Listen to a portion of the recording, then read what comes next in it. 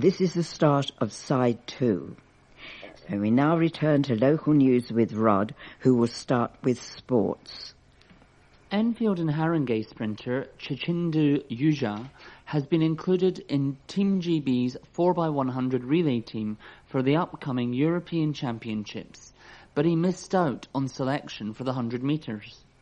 The 20-year-old shot to prominence when he became just the 5th Briton to record a sub-10 second time, 9.96 seconds, in the 100 metres at the FBK Games in the Netherlands in June. But disappointing results at the British Champions and the Diamond League recently have seen Yuja miss out on the 100 metres, with James Dassalu picked ahead of him. Yuja, who is trained by Jonas Tawadudu, finished 3rd in 10.18 seconds in the 100 metres final at the British Championships, before coming 6th on his Diamond League debut in Paris, crossing the line in 10.20 seconds. Dwayne Chambers and Harry Aitken's Arcatei had already confirmed their places by finishing 1st and 2nd respectively at the British Championships in Birmingham last month, ensuring automatic selection for Zurich. Dassalu, 26, has run just twice outdoors this season due to injury, but record identical times of 10.03 seconds in the B race at the Diamond League meeting in Lausanne and at the Glasgow Grand Prix at the weekend. Richard Kilty joins Yuja, Chambers, Akenis Archechi, Dassalu, Adam Gemely, James Ellington and Daniel Talbot in being selected for the 4x100 relay team. Enfield clubmate Desiree Henry has also been selected for the women's 100 metres. Henry finished 4th in the 100 metre final at the British Athletics Championships last month in a time of 11.36 seconds. Bianca Williams, also of Enfield and Haringey, is also included in the women's 4x100 metre relay team alongside Henry Louise Bloor, Anyika Anyora, Jodie Williams, Sophie Paps, Nelson and Phillip. The championships run from August 12th to 17th in Zurich, Switzerland. As I have a sports item, Southgate continued their fine form by cruising to a 9-wicket victory at home to Harrow St Mary's on Saturday as they secured a 3rd successive win in Division 2 of the Middlesex County Cricket League. The hosts dominated the match from start to finish as an excellent performance, with the ball led to Harrow St Mary's being dismissed for 105, with skipper Faisal Mir 3-32, David Woffenden 3-24, and Ashley Sivaraja 3-16, all making their mark. With only a small target to chase, Southgate were never in any trouble as Michael Stevens and Tom Edrich added 56 for the first wicket. Stevens eventually fell for 36, but Edrich remained unbeaten until the end, finishing on 51 not out as Southgate eased to 106-1 to consolidate 4th place in the table. And I have a letter from Mr. A. Wood of Chimes Avenue, Palmer's Green. Whilst I originally welcomed the idea of Palmer's Green having a landmark clock installed in the town centre, the newly unveiled clock on a stick is far too small and largely hidden by lampposts and signage for anyone to notice it. At 5.5 metres tall, it is crowded out by the surrounding lampposts, traffic lights, road signs and CCTV cameras, which currently number 18 in total. The forest of clutter is completely unnecessary, but unlike the tree that Enfield Council was only too pleased to cut down rather than save from the spot, I doubt these metal spires will be felled anytime soon. So, instead of a tree, we are presented with a lollipop clock, which no one can see unless they are standing directly under it. It is not the commanding centrepiece we all so wanted. It is a clock on a stick and gives the impression that funds were short. Compare it to the clock in Crouch End and you will appreciate the sadness of this whole sorry affair. And I have a letter from Achilles Georgiou, who is the deputy leader of Enfield Council. And he says, "Re your front page story on the Enfield Residents Priority Fund, entitled Different Priorities, which was in the Advertiser July the 9th. I am writing to clarify Enfield Council's position because Terry Neville is clearly confused. In the last 4 years, this Labour Council has balanced the books and protected frontline services against a backdrop of unprecedented Conservative-led government cuts. It is a credit to our financial management and innovative thinking that residents have not experienced a reduction in the quality of their services. We will continue to find innovative solutions in the face of increasingly savage cuts.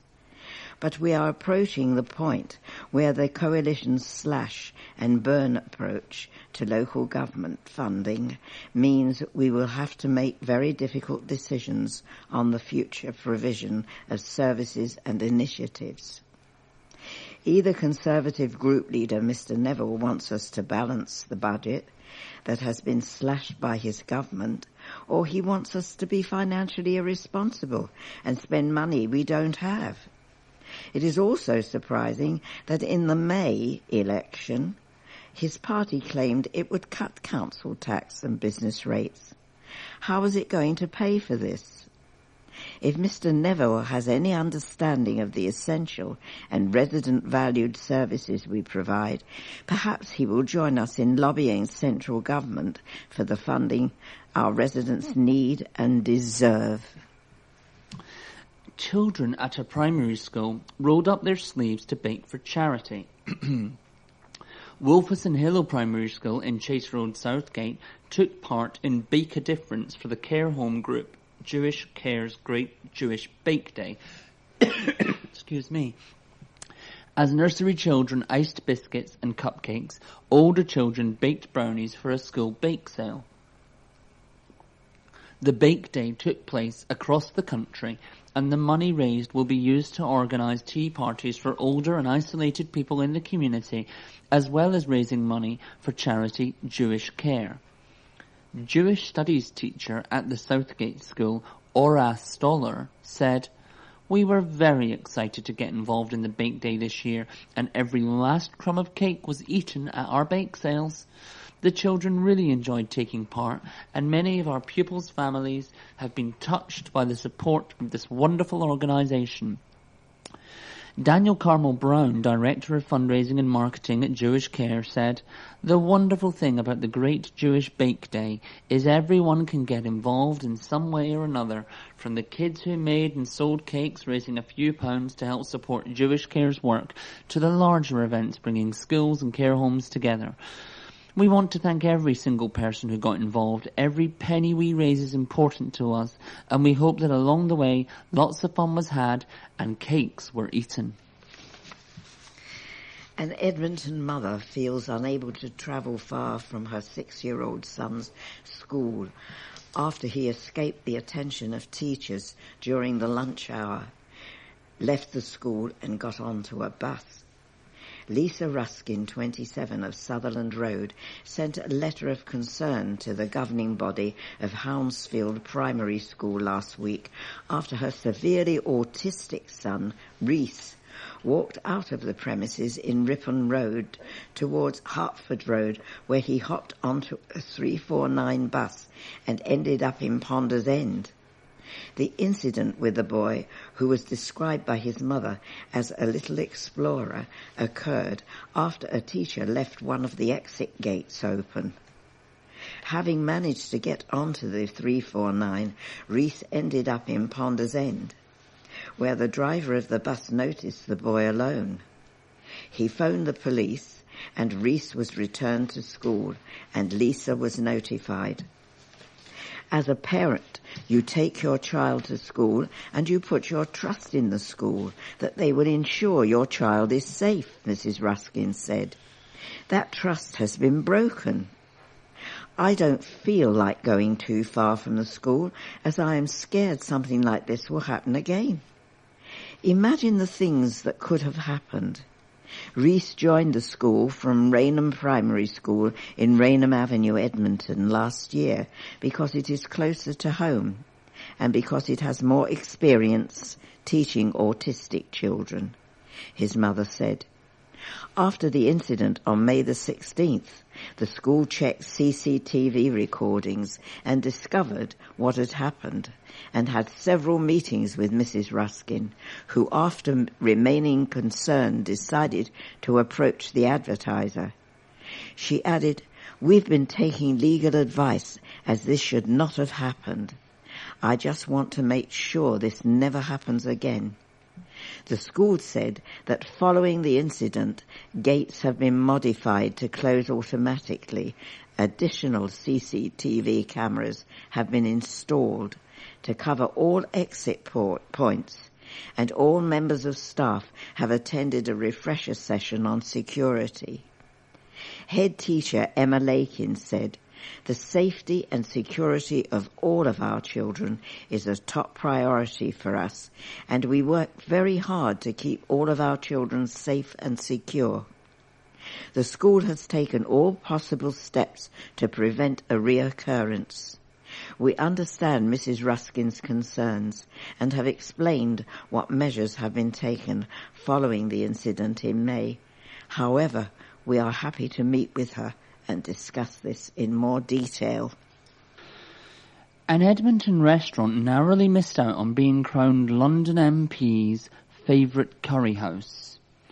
Chennai Spice in Hertford Road was entered into the Tiffin Cup, a competition for South Asian restaurants nominated by parliamentarians. At the grand final, the restaurant did not quite win the top prize for the London region, taking one of 10 regional runner-up spots. Edmonton MP Andy Love, who nominated Chennai Spice for the competition, said, "I'd be lying if I said that I wasn't disappointed that Chennai Spice so narrowly missed out on a place in the national final. But being the regional runner-up for the whole of London, given how many South Asian restaurants there are in the capital, is a massive achievement. It was a privilege to be able to host two of the people behind the great food at Chennai Spice in Parliament. It was a good night." Keith Vaz, MP, co-chairman of the Tiffin Cup, said, "We are delighted that Chennai Spice has been named runner-up in the Tiffin Cup 2014. This is a great tribute not just to the nomination of local MP Andy Love, but also to the constituency of Edmonton as a whole." A church celebrated 140 years of serving the community with a village fete. St Michael's and All Angels Church in Gordon Hill, Enfield, hosted the fete on Saturday afternoon to celebrate the anniversary. A huge array of activities were on offer at the event, which ran from midday to 3:30 p.m., including a bouncy castle and face painting for children and a barbecue and pims for adults. The church also held a dedication service on Monday to continue to mark the special anniversary. Reverend Stephen Taylor said, "It's just such a good atmosphere here. I'm really glad that it's so sunny and so many people have come along. Everyone seems to love everything. The Pims tent, the games, the tea rooms. It is a real community here. That's why people call it the village. We're in a great location right at the heart of the community, and we want people to feel this is home." The church also runs a youth group called Cornerstones, which organised a dance competition as part of the village fete. The church hopes to put proceeds from the event towards expanding the service to include all children from school years 3 to 8. Catherine Murphy, who helped organise the event, said, "We've got good connections with the school and lots of local groups and organisations who have helped out, which has been great. There's been excellent support. Everyone has really got behind us. 2 students will show off their engineering skills on the European stage. Callum Knott, even 21 of Cockfosters, along with fellow Middlesex University student John Peerless, have been called up by Squad UK for the Euroskills 2014, which will take place in Lille, France in October. The pair were invited to be part of the team after excelling at the UK National Skills event in Northern Ireland. Mr. Knott, a design engineering student, and Mr. Peerless, who studies product design, will both take part in the mechatronics category. The pair will face stiff competition from the European elite, with another team from car manufacturer Toyota entering the event in France. The 21-year-old said, "It's an honour to have been selected as a member of Squad UK and to represent both the UK and Middlesex University. The competition will be tough, but I'm excited to be through." Ross Maloney, Chief Executive of Find a Future, which manages the UK's entry into the World Skills Competition, said, "I offer my congratulations to every young person that has earned a place. From the competitors at Euroskills Lille, a team will be selected to compete at the global competition, World Skills Sao Paulo 2015. A man posing as a painter and decorator stole £500 from an elderly man. Kyriakos Taliotis, 84, of New Southgate, was leaving a dental surgery in Hazelwood Lane, Palmer's Green, when a Greek man claiming to be a handyman offered to complete work on Mr. Taliotis' home. The man had persuaded the 84-year-old he was a builder and followed him to a bank in Green Lanes, where he took £300 from him. He then followed the elderly man to a grocery store, where he took a further £200 from him. He told Mr. Taliotis he was from Famagusta in Cyprus, calling himself Marios. Police are keen to track down the man and have released CCTV images of the suspect. A basketball team celebrating success on the court is hoping to attract a few new players off it. The Enfield Steamrollers, who train and play at the College of Haringey Enfield in North East London, achieved promotion after finishing second in their division this year. Team manager Khalid Yaqub hopes publicity of the team's success will attract more young players from around the borough. He said, "I hope the Enfield Steamrollers and the college can carry on working together and blossom like they have as a loving family in our borough and hopefully around the London areas as well. Thank you to everyone who has helped support it and pushed us to succeed. We truly believe that basketball and a loving community can make a difference in our borough." A public meeting has been organised to discuss the plans for a multi-million-pound cycling scheme. The Enfield Society is funding the event, which will invite the public to discuss the Mini Holland scheme that will see investment worth £30 million used to create a more cycle-friendly borough. The money was won by Enfield Borough Council earlier this year, as part of the Mayor of London Boris Johnson's plans to increase cycling in the capital. The scheme has caused controversy among shop owners and residents in Enfield Town, as initial plans suggest a cycle scheme through Enfield Town Centre, with Cecil Road becoming a two-way street. However, Cabinet members at Enfield Council have reiterated that a consultation will take place before final plans are set in place. The Enfield Town Conservation Area Study Group will host the event in the Civic Centre Conference Room on Silver Street, Enfield, on Wednesday, July the 30th at 7:30 p.m. Transport, Traffic and Urban Design Consultant Ben Hamilton Bailey will be the guest speaker as the public gets together to discuss the scheme. Police officers have pledged to look into road safety at the scene of a crash in which a popular restaurant manager was killed. Adam Mehmet, 24, died instantly from a severe head injury when his car swerved into a 313 route bus on the Ridgeway in Enfield in the early hours of Saturday, August 24, 2013. An inquest in Barnet last Thursday heard that Mr. Mehmet's car appeared to swerve round something and into the path of the out-of-service bus. Coroner Andrew Walker concluded that Mr. Mehmet's death was a result of a road traffic accident.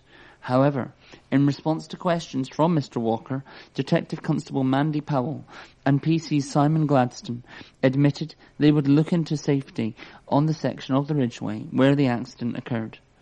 The victim's mother, Julia Mehmet, wept throughout the inquest as letters were read out from the bus driver, Sayan Mehmet, no relation, and the only witness to the crash, Matthew Jeffries. In a statement read in court, the bus driver said, "I approached the bend at about 20 to 30 miles per hour, and I saw these headlights coming towards the turn. The vehicle drifted across the road towards me, and I started to think, will he make that bend? Is he going to hit me? I can only think he might have had a heart attack or fallen asleep." His car hit the bus, causing the bus to go off the road, and the car was in the ditch. The court heard that Mr. Mehmet, manager of TGI Fridays in Southbury Road, Enfield, was driving between 40 and 50 miles an hour below the speed limit. Mr. Jeffries, who was driving behind the bus when the incident occurred, said the impact was almost immediate as the car turned round the bend. His statement said, "The vehicle came around the bend on the right side of the road, but it appeared the driver swerved to avoid something in the road and went into the central part of the road. The impact was almost immediate. I saw the Toyota spinning out of control towards me, and there were bits flying off the vehicle." Mr. Mehmet's funeral attracted more than 400 people, and a tribute page on social media site Facebook attracted more than 1,400 members. A school has opened its new sixth form building. The centre at Ashmore Academy, based in Cecil Road, Southgate, cost £1.6 million to develop and was opened by Master of New College of the Humanities, Professor A.C. Grayling. Head teacher Derek Brown said, "We are pleased to welcome Professor Grayling to open the new centre. We feel that our students will greatly benefit from the modern facilities.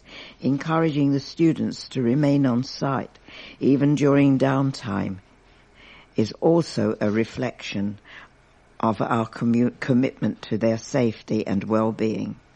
Professor Grayling said, "I am delighted to be opening the new sixth form centre. This builds on our long-term relationship with the school. The Southgate Academy recently saw its application to build a new primary school within its grounds rejected by the Department of Education. The Academy will take its first batch of sixth form pupils next summer." The Council has revealed which schools will not be able to meet government targets of providing free school meals for all children in September. The plans, which were hatched by Deputy Prime Minister Nick Clegg, will mean every primary school in England will have to provide a meal for all pupils between the ages of 4 and 7. But as this paper reported last week, a number of schools in the borough simply are not equipped to deal with preparing fresh food on such a large scale. And now the Advertiser can reveal that Latimer All Saints Primary in Hydathorpe Avenue, Edmonton, will be forced to prepare cold packed lunches for the pupils until its kitchens are fully kitted out, a task not expected to be completed until some point in the autumn term. Education bosses have also revealed that Galliard Primary School in Galliard Road, Edmonton, does not have the capacity to cater for the children, and so will be forced to use the kitchen of the Galliard Children's Centre, as well as facilities at Eldon Infant School in Eldon Road, Edmonton. However, Bowes, Hazelbury Infants, Edmonton County Primary, St Andrews Enfield, Worcester School are all currently expected to have their facilities dramatically overhauled and updated in time for the start of the September term. Professor Green and Connor Maynard had school children jumping out of their seats at an end-of-term gig. More than 10,000 excited pupils were treated to performances from their favourite acts at this year's Rock Assembly, organised by education charity the Transformation Trust. Rock Assembly host and Radio 1 DJ Nihal gave a shout out to all the schools invited to Wembley Arena last Wednesday after signing up to the BT Digital Champions programme. The programme encourages young people to share their digital skills with family members, friends and elderly members of their community. Pupils took part in one-on-one sessions teaching the basics, including how to switch a computer on, how to connect to the internet, how to find a website, and how to send an email. And as a thank you for all the pupils' support, the Transformation Trust put on the Rock Assembly as a special end-of-term celebration. Among the crowd were pupils from Enfield's Aylward Academy and Winchmore School, who sang and danced along to performances from Ella Eyre, Misha B. and Kiss FM's Dixon Brothers. Campaigners calling for a full public inquiry into the effects of a hormone pregnancy test have welcomed news that previously confidential documents are to be released into the public domain. Last week, the Prime Minister, David Cameron, announced that there would be a full disclosure of all documents relating to the drug Primodos. He also pledged that the government would once again review scientific evidence into the effects of the drug on fetuses. Chris Gooch, 65, of Carnarvon Avenue, Enfield, took the tablets when she went to her GP for a pregnancy test in 1970. Her daughter Emma was born with congenital defects in her hands and fingers, but by 1970, the company that manufactured the drug in the UK were advising that it should not be used for pregnancy testing and should instead be used to treat a condition where women no longer experience monthly menstruation. In 1975, a warning appeared on packs saying it should not be taken when pregnant. The drug was then taken off the market in 1978. Chris said, "There is one particular document I want to log at the National Archives in Kew entitled Congenital Malformations and Applications of Hormone Pregnancy Tests. At the moment it is marked not public record, but this is clearly something that must be looked at."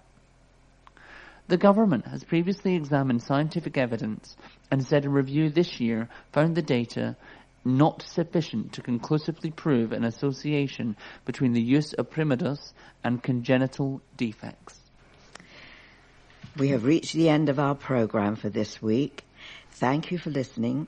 So from the team of Rod and myself, Lillian, with Colin on controls, it's goodbye, cheerio.